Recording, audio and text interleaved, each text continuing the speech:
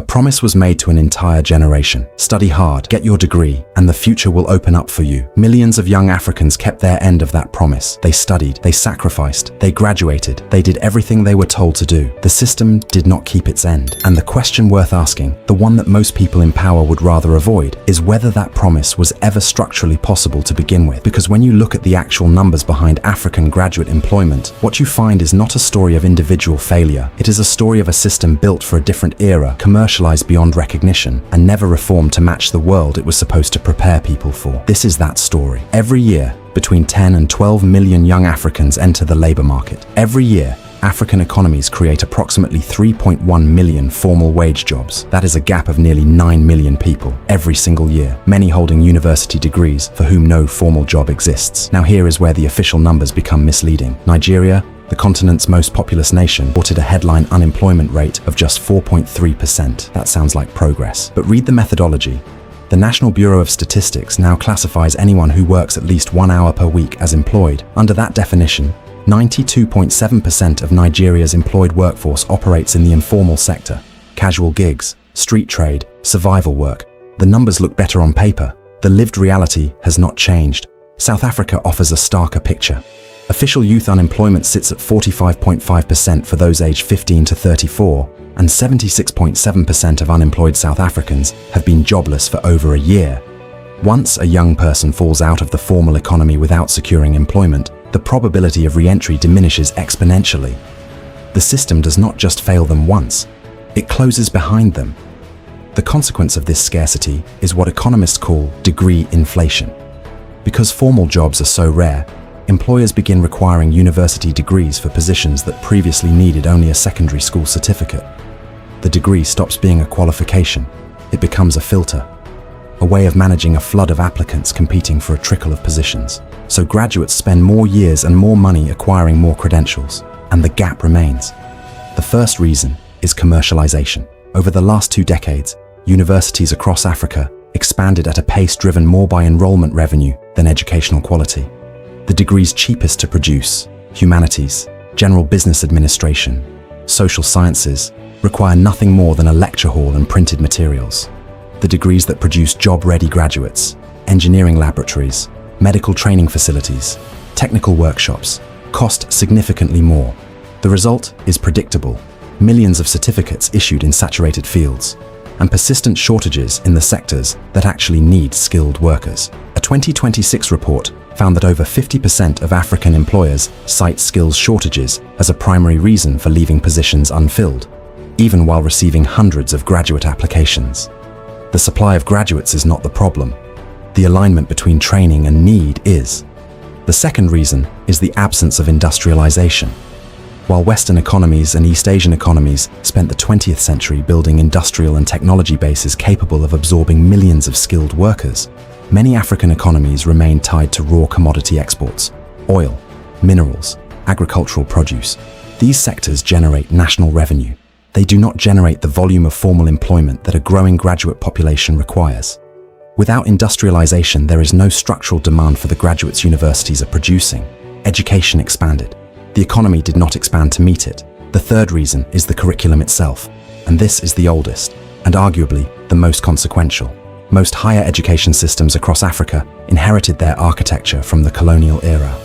That architecture was not designed to produce innovators, entrepreneurs, or technical specialists. It was designed to produce administrators, civil servants, people capable of managing bureaucratic systems on behalf of colonial governments.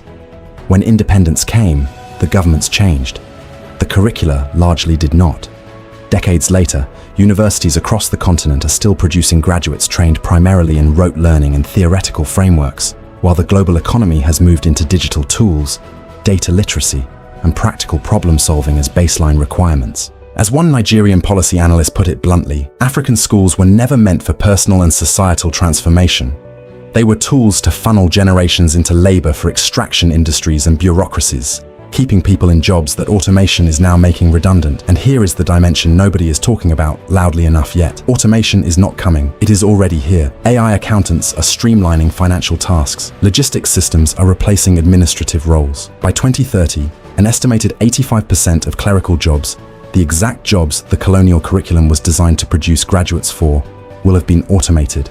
The system is training people for positions that will not exist by the time their children graduate.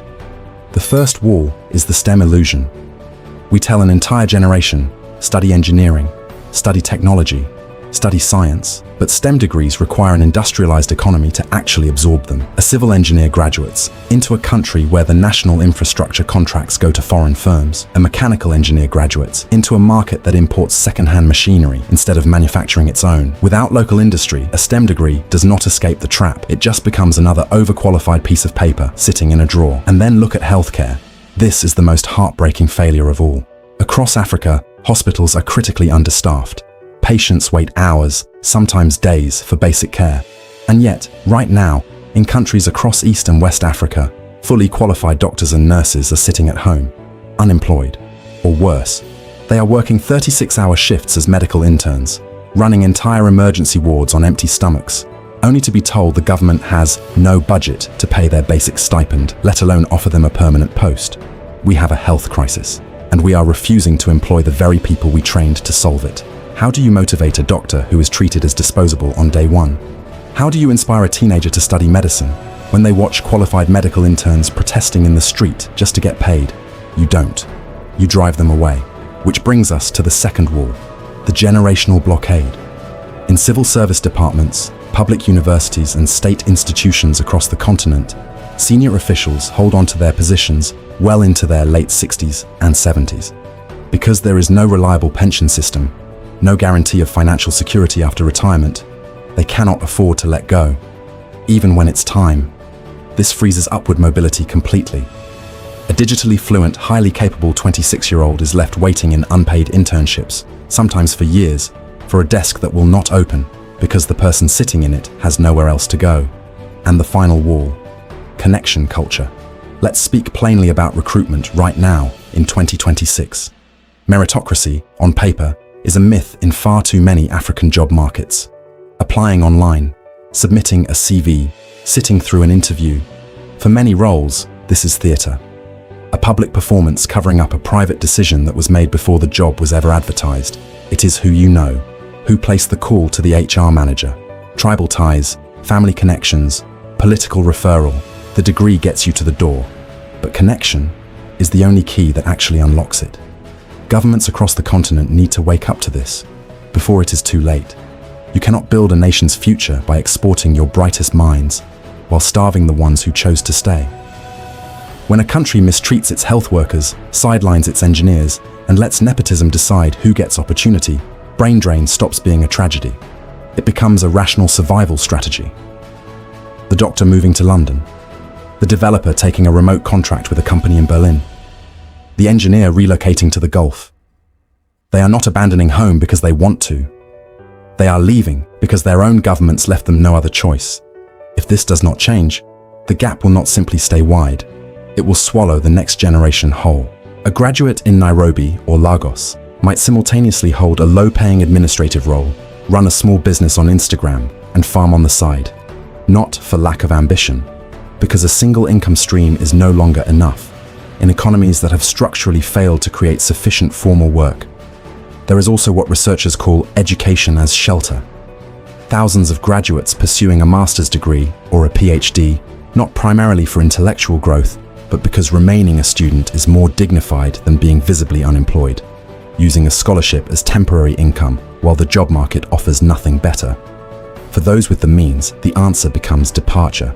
Nearly 60% of young Africans, according to a 2024 survey, are considering emigrating within the next 3 years. In Nigeria and Ghana, almost half of those considering it call it permanent. The continent pays to educate them, and then watches that investment walk out the door. The system was not built for the world it now operates in. It was inherited from an era that needed clerks, commercialized by institutions that needed revenue, left unreformed by economies that never built the industry to absorb what it was producing, and quietly hijacked by hiring cultures that reward connection over competence.